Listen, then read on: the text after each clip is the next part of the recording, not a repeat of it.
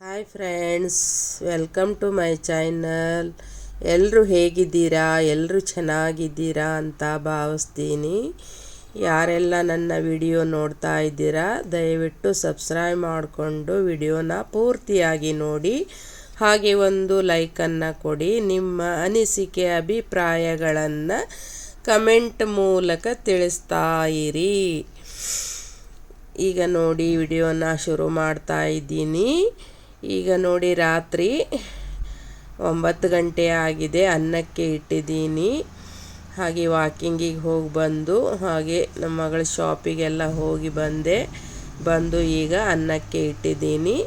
ಹಾಗೆ ಇಡ್ಲಿಗೆ ಉದ್ದಿನಬೇಳೆ ನೆನೆಸಿ ಇಟ್ಟಿದ್ದೆ. ಈಗ ಅದನ್ನು ರುಬ್ಕೋತಾ ಇದ್ದೀನಿ ನೋಡಿ. ಹಾಗೆ ಮಕ್ಕಳು ಹೊರಗಡೆ ಆಡ್ತಾ ಇದ್ದಾರೆ. ನಾನು ಈ ಕಡೆ ಅಡುಗೆ ಮಾಡ್ಕೋತಾ ಇದ್ದೀನಿ. ನನ್ನ ವಿಡಿಯೋ ಎಲ್ಲ ಹೇಗೆ ಬರ್ತಾ ಇದೆ ಅಂತ ದಯವಿಟ್ಟು ಕಮೆಂಟ್ ಮಾಡಿ ತಿಳಿಸಿ.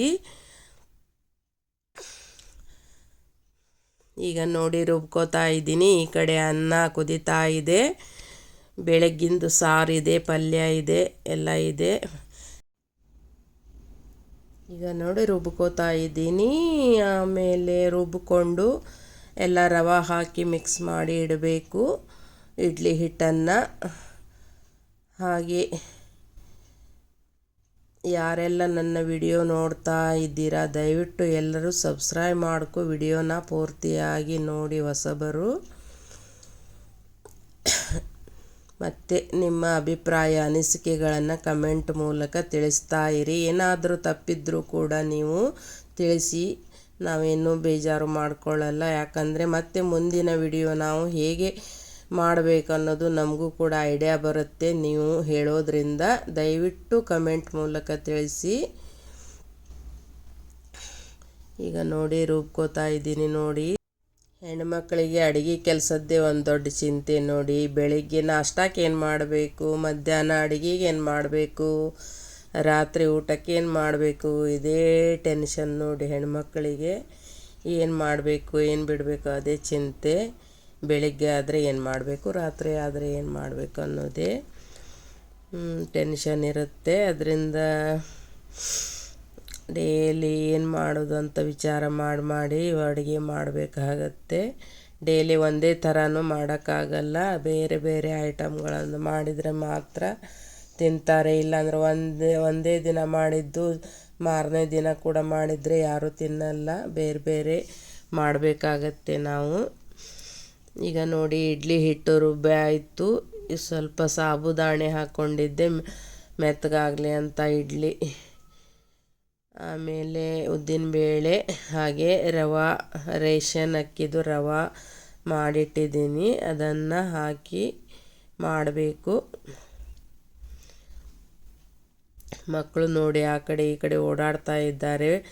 ಹೆದರಿಸಿ ಅವ್ರಿಗೆ ಹೊರಗಡೆ ಕುಂದರ್ಸಿದ್ದೀನಿ. ಈ ಕಡೆ ನಾನು ವಿಡಿಯೋ ಮಾಡ್ತಾ ಇದ್ದೀನಿ, ಬರಬೇಡಿ ಅಂತ ಹೇಳಿ. ಆದರೂ ಕೂಡ ಕೇಳಲ್ಲ ಮಕ್ಕಳು. ಬಂದೇ ಬರ್ತಾರೆ. ಅವರಿಗೆ ತಿಳುವಳಿಕೆ ಇರಲ್ಲ ಪಾಪ, ಬರ್ತಾರೆ. ಈಗ ನೋಡಿ, ಹುಡುಗ ಬಂದು ಹೋದ. ಈಗ ನೋಡಿ, ಮತ್ತೆ ಈಗ ಅರ್ಧ ಹಾಕಿ ರುಬ್ಕೊಂಡಿದ್ದೆ, ಇನ್ನು ಅರ್ಧ ಇದೆ. ಮತ್ತೆ ರುಬ್ಕೋತಾ ಇದ್ದೀನಿ ನೋಡಿ. ರುಬ್ಕೊಂಡು ಸ್ಟಿಚಿಂಗ್ ಬಿಟ್ಟು ಎಷ್ಟು ದಿನ ಆಯಿತು, ಈಗ 10-12 ದಿನ ಆಯಿತು ಸ್ಟಿಚಿಂಗ್ ಬಿಟ್ಟು. ನಾನು ಎಲ್ಲ ಕಸ್ಟಮರ್ಸು ಫೋನ್ ಮಾಡ್ತಾ ಇದ್ದಾರೆ. ಹೋಗಬೇಕು, ನಾನು ನೋಡಬೇಕು ಯಾವಾಗ ಹೋಗೋದಾಗತ್ತೆ ಅಂತ ನೋಡಬೇಕು. ಕಸ್ಟಮರ್ ಸಲುವಾಗಾದರೂ ನಾನು ಹೋಗಲೇಬೇಕಾಗತ್ತೆ. ಇಲ್ಲ ಅಂದರೆ ಕಸ್ಟಮರ್ ಮತ್ತೆ ಬೇರೆ ಕಡೆ ಹೋದರೆ ದೊಡ್ಡ ಪ್ರಾಬ್ಲಮ್ ಆಗುತ್ತೆ. ಮತ್ತು ಕಸ್ಟಮರನ್ನು ಬಿಡೋ ಹಾಗಿಲ್ಲ.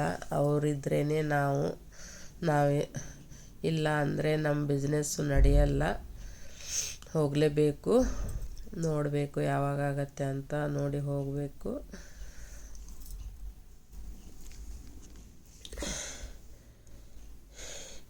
ನಮ್ಮ ಮಗಳು ನೋಡಿದರೆ ಹೋಗೋಕ್ಕೆ ಬಿಡಲ್ಲ. ಇರಮ್ಮ, ಇನ್ನೊಂದು ಸ್ವಲ್ಪ ದಿನ ಇರು ಅಂತ ಹೇಳ್ತಾ ಇದ್ದಾಳೆ. ನಾನಿದ್ದರೆ ಅವಳಿಗೂ ಒಂದು ಸ್ವಲ್ಪ ಹೆಲ್ಪ್ ಆಗುತ್ತೆ. ಮನೆಯಲ್ಲಿ ಮಕ್ಕಳಿಗೆ ಇಟ್ಕೊಂಡು ಮನೆಯಲ್ಲಿ ಇರ್ತೀನಲ್ವ ನಾನು. ಹೀಗಾಗಿ ಅವಳಿಗೂ ಕೂಡ ಹೆಲ್ಪ್ ಆಗುತ್ತೆ. ಇಲ್ಲ ಅಂದರೆ ಶಾಪಿಗೆ ಮಕ್ಕಳಿಗೆ ಕರ್ಕೊಂಡೇ ಹೋಗಬೇಕಾಗತ್ತೆ. ಅಲ್ಲಿ ಅವ್ರದ್ದು ಗಲಾಟೆ ಎಲ್ಲ ತುಂಬ ಗಲಾಟೆ ಹಾಕ್ತಾರೆ ಕಸ್ಟಮರ್ ಬಂದಾಗ. ಅವಳಿಗೆ ತುಂಬ ಕಷ್ಟ ಆಗುತ್ತೆ. ಹೀಗಾಗಿ ಇರು ಅಂತ ಹೇಳ್ತಾ ಇರ್ತಾಳೆ. ಆದರೆ ಏನು ಮಾಡೋದು, ನಮ್ಮ ಕಸ್ಟಮರು ಅಲ್ಲಿ ಬಂದು ವಾಪಸ್ ಹೋಗ್ತಾರಲ್ವ, ಹೀಗಾಗಿ ಅಲ್ಲಿದು ಕೂಡ ನಾವು ನೋಡ್ಕೋಬೇಕಾಗತ್ತೆ. ನಮ್ಮದು ಕಸ್ಟಮರ್ ಇಲ್ಲ ಅಂದರೆ ನಮ್ಮದು ಜೀವನ ಇಲ್ಲ. ಹೀಗಾಗಿ ನಮ್ಮದು ಕೂಡ ನಾವು ನೋಡ್ಕೋಬೇಕು. ಕಸ್ಟಮರೇ ದೇವರು ನಮಗೆ. ಅವರಿದ್ರೇ ನಮ್ಮ ಜೀವನ, ಇಲ್ಲ ಅಂದರೆ ನಮ್ಮ ಜೀವನ ನಡೆಯೋದಿಲ್ಲ. ಹೀಗಾಗಿ ಅದನ್ನು ಬಿಡೋಕ್ಕಾಗಲ್ಲ. ಇಲ್ಲಿ ಯಾವಾಗಾರು ಬಂದು ಸ್ವಲ್ಪ ಇದ್ದು ಹೋಗಿರ್ತೀನಿ ಅಷ್ಟೇ. ನಾನು ಈಗ 6-7 ತಿಂಗಳಾಯಿತು ನಾನು ಇಲ್ಲಿ ಬಂದು. ಈಗ ಬಂದಿದ್ದೀನಿ. ಕಸ್ಟಮರ್ ಹಗಲೆಲ್ಲ ಬಂದರೆ ಆ ಕಡೆ ಈ ಕಡೆ ಊರಿಗೆ ಹೋಗಿ ಕುಂತ್ರೆ ಕಸ್ಟಮರ್ ಎಲ್ಲ ಕೆಡ್ತಾರೆ ಅಂತ ಹೇಳಿ ನಾನು ಬಂದಿರಲಿಲ್ಲ 6-7 ತಿಂಗಳಿಂದ.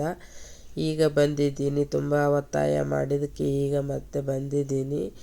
ಆದರೆ ಇಲ್ಲಿ ನೋಡಿದರೆ ಇವರು ಬಿಡ್ತಾನೇ ಇಲ್ಲ. ಏನು ಮಾಡಬೇಕಂತಾನೆ ಗೊತ್ತಾಗ್ತಾ ಇಲ್ಲ ನನಗೆ. ತಲೆ ಕೆಟ್ಟು ಹೋಗಿದೆ. ಈ ಕಡೆ ನಮ್ಮ ಸ್ಟಿಚ್ಚಿಂಗದ್ದೆಲ್ಲ ಹಾಳಾಗುತ್ತೆ ಅಂತ ತುಂಬ ಟೆನ್ಷನ್ ಆಗ್ತಾಯಿದೆ. ನೋಡಬೇಕು. ಈಗ ನೋಡಿ, ಈಗ ಅನ್ನನ ಈ ಕಡೆ ಇಟ್ಕೊಂಡಿದ್ದೀನಿ ಸಣ್ಣ ಉರಿಯಲ್ಲಿ. ಈ ಕಡೆ ಒಲೆ ತುಂಬ ಜೋರು ಬರುತ್ತೆ ಅದು ಒಲೆ, ಹೀಗಾಗಿ ಆ ಕಡೆ ಇಟ್ಟಿದ್ದೀನಿ ತೆಗೆದು. ಈಗ ನೋಡಿ ರವೆ ಎಲ್ಲ ಹಾಕಿ ಈಗ ಎಲ್ಲ ಮಿಕ್ಸ್ ಮಾಡಿ ಇಡ್ತಾ ಇದ್ದೀನಿ ಇಡ್ಲಿ ಹಿಟ್ಟನ್ನು.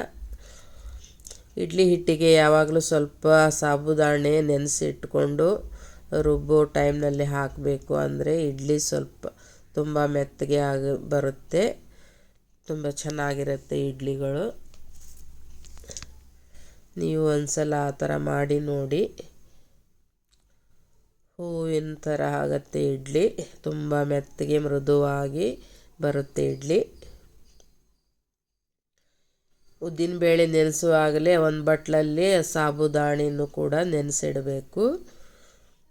ಆಮೇಲೆ ರುಬ್ಬೋ ಟೈಮ್ನಲ್ಲಿ ಆ ಉದ್ದಿನಬೇಳೆಯಲ್ಲಿ ಹಾಕ್ಕೊಂಡು ರುಬ್ಕೋಬೇಕು, ನುಣ್ಣಗೆ ರುಬ್ಕೋಬೇಕು.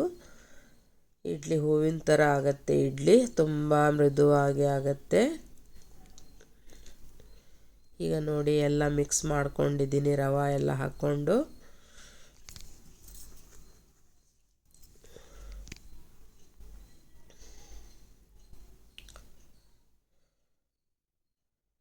ಯಾವ್ಯಾವ ಥರ ಮಾಡಿದರೆ ಹೇಗೆ ಟೇಸ್ಟ್ ಬರುತ್ತೆ, ಹೇಗೆ ಚೆನ್ನಾಗಿ ಬರುತ್ತೆ ಅಂತ ಎಲ್ಲ ಐಡಿಯಾ ಮಾಡಬೇಕು. ಹೆಣ್ಮಕ್ಳು ಎಲ್ಲ ಐಡಿಯಾ ಮಾಡ್ಕೋತಾನೆ ಇರಬೇಕು. ಯಾರು ಹೇಳಿದಾಗ ಅದನ್ನು ನಾವು ಟ್ರೈ ಮಾಡಿ ನೋಡಬೇಕು ಯಾವ ಥರ ಬರುತ್ತೆ. ಹೌದು, ಅವರು ಹೇಳಿದ್ದಾರೆ ಯಾವ ಥರ ಬರುತ್ತೆ ಅಂತ ಒಂದು ಸಲ ಮಾಡಿ ನಾವು ನೋಡಬೇಕು.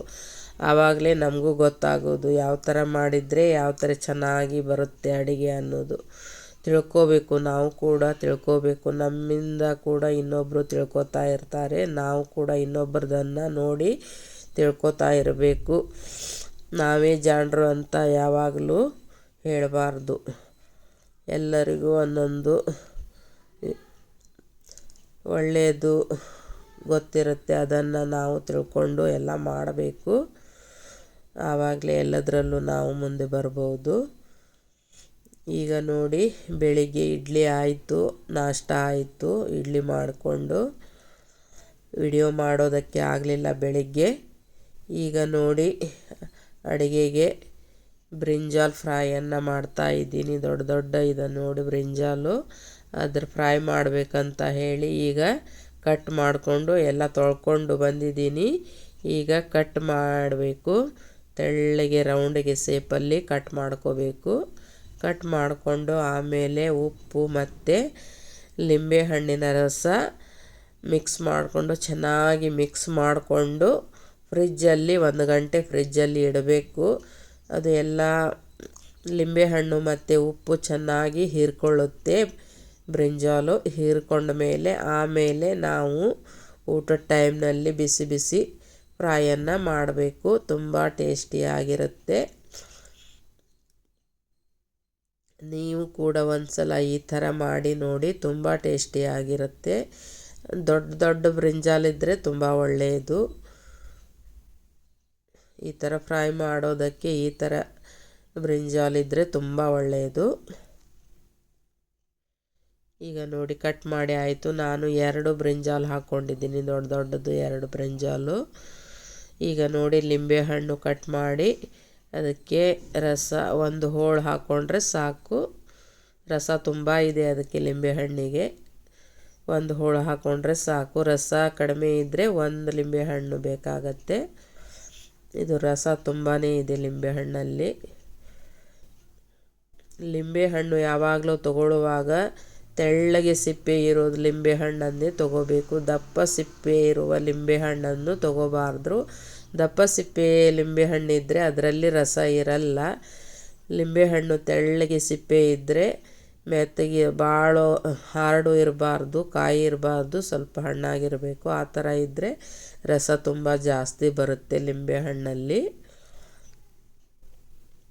ನೋಡಿ ಲಿಂಬೆಹಣ್ಣು ಹಿಂಡ್ಕೊಂಡಿದ್ದೀನಿ. ಆಮೇಲೆ ಉಪ್ಪು ಹಾಕ್ಕೋತಾ ಇದ್ದೀನಿ. ನೋಡಿ 1 ಚಮಚ ಅಷ್ಟು ಉಪ್ಪು ಹಾಕ್ಕೋತಾ ಇದ್ದೀನಿ. ಹಾಕ್ಕೊಂಡು ಈಗ ಚೆನ್ನಾಗಿ ಮಿಕ್ಸ್ ಮಾಡ್ತಾ ಇದ್ದೀನಿ. ನೋಡಿ ಈ ಥರ ಮಿಕ್ಸ್ ಮಾಡಿಕೊಂಡು ಆಮೇಲೆ ನಾವು ಫ್ರಿಜ್ಜಲ್ಲಿ 1 ಗಂಟೆ ಇಡಬೇಕು. ಐಸ್ ಇಡುವ ಲೀಟ್ರಂತೂ ತುಂಬಾ ಒಳ್ಳೆಯದು, ಬೇಗ ಹೀರ್ಕೊಂಡು ಬಿಡುತ್ತೆ ರಸನ, ತುಂಬ ಬೇಗ ಹೀರ್ಕೊಂಡು ಬಿಡುತ್ತೆ ಐಸ್ ಮಾಡುವಲ್ಲಿ ಇಟ್ಟರೆ. ನೋಡಿ ಈ ಥರ ಎಲ್ಲ ಮಿಕ್ಸ್ ಮಾಡಿಕೊಂಡು ಫ್ರಿಜ್ಜಲ್ಲಿ ಇಡಬೇಕು. ನೋಡಿ ಈ ಥರ ಕಟ್ ಮಾಡ್ಕೊಂಡಿದ್ದೀನಿ. ಈಗ ನಾನು ಫ್ರಿಜ್ಜಲ್ಲಿ ಇಡ್ತಾ ಇದ್ದೀನಿ. ನೋಡಿ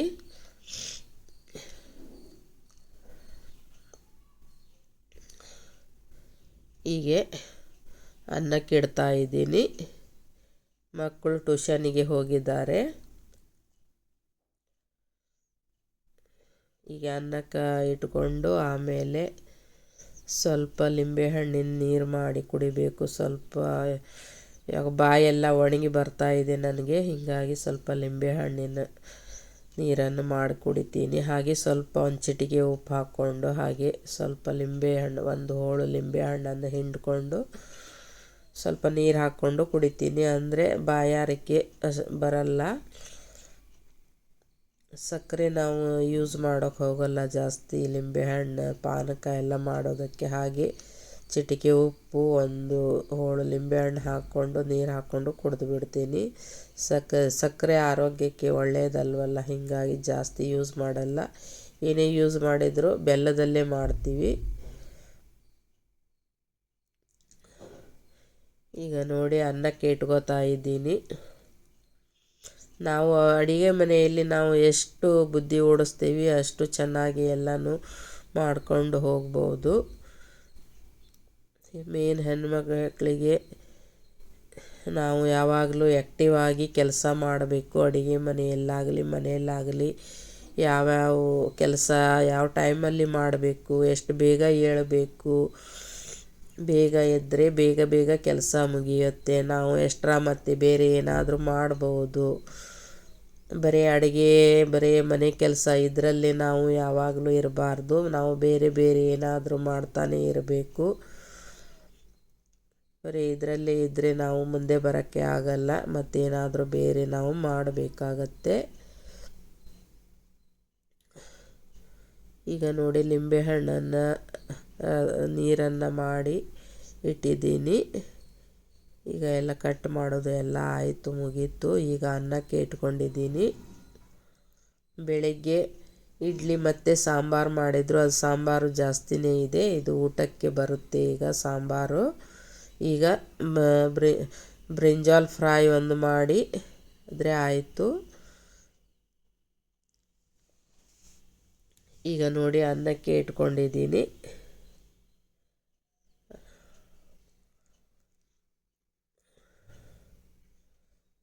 ಈಗ ವಾಷಿಂಗ್ ಮಷೀನಿಗೆ ಬಟ್ಟೆ ಹಾಕಬೇಕು, ಅದೆಲ್ಲ ಬಟ್ಟೆ ಹಾಕ್ಕೊಂಡು ಈ ಕಡೆ ಬಂದೆ ನಾನು.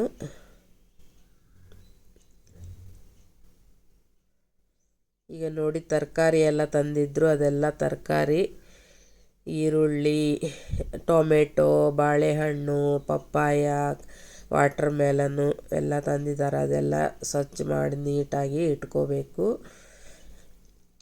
ಈಗ ನೋಡಿ ಎಲ್ಲ ಸೊಪ್ಪು ಎಲ್ಲ ಕೆಂಪು ರಾಜಗಿರಿ ಸೊಪ್ಪು ಎಲ್ಲ ಸ್ವಚ್ಛ ಮಾಡಿಕೊಂಡು ಪ್ಲ್ಯಾಸ್ಟಿಕ್ ಕವರಲ್ಲಿ ಎಲ್ಲ ಹಾಕಿಟ್ಟಿದ್ದೀನಿ. ಈಗ ಮೆಣಸಿನ್ಕಾಯಿ ತುಂಬೆಲ್ಲ ತೆಗೆದು ಪ್ಲ್ಯಾಸ್ಟಿಕ್ ಕವರಲ್ಲಿ ಹಾಕ್ಕೋತಾ ಇದ್ದೀನಿ. ನೋಡಿ ಹಾಕ್ಕೊಂಡು ಎಲ್ಲ ಫ್ರಿಜ್ಜಲ್ಲಿ ಇಟ್ಕೋತೀನಿ. ಎಲ್ಲ ನೀಟಾಗಿ ಕ್ಲೀನ್ ಮಾಡಿಕೊಂಡು ಇಟ್ಟರೆ ಒಳ್ಳೆಯದು. ಇಲ್ಲಾಂದರೆ ರಾಶಿ ರಾಶಿ ಕಸ ಎಲ್ಲ ತುಂಬಿಕೊಂಡು ಫ್ರಿಜ್ಜೆಲ್ಲ ತುಂಬ್ಕೊಂಡ್ಬಿಡುತ್ತೆ ಮತ್ತು ನೀಟಾಗೂ ಇರಲ್ಲ. ಈಗೆಲ್ಲ ನೋಡಿ ಕಸನೇ ಇಷ್ಟು ಬಂತು. ಇದೆಲ್ಲ ತಕ್ಕೊಂಡು ನೀಟಾಗಿ ಫ್ರಿಜ್ಜಲ್ಲಿ ಇಟ್ಕೊಂಡಿದ್ದೀನಿ ನೋಡಿ ಎಲ್ಲನೂ ತರಕಾರಿನ. ಇದೆಲ್ಲ ಕಸ ಎಲ್ಲ ಹೋಗಿ ಡಸ್ಟ್ಬಿನ್ನಿಗೆ ಹಾಕಿ ಬರ್ತೀನಿ.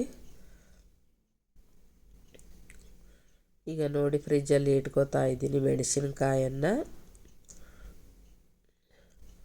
ಈಗ ಅನ್ನನೂ ಆಯಿತು ನೋಡಿ, ಈ ಕಡೆ ಅನ್ನ ಆಯಿತು.